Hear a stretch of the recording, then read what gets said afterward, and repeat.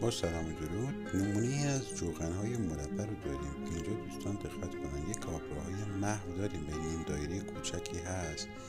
میره جلوتر به یک سازه‌ای که گفتیم در جوغن مربع عمق سازم کمه، شاید بعضا 1 متر سرباری سنگیه، یک سازه داخل دل سنگ هستش عزیزان.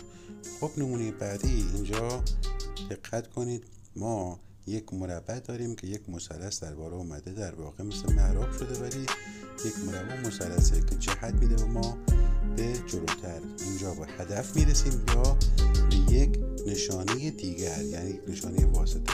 خب دنبال میکنیم میریم و میرسیم به این جوغن عزیزان. جوغنی که دایره نشان از یک تدفین و در لبش یک زاویه که نشان میده به سمت تدفین و سنگچین کار و یک سازه زیرزمینی.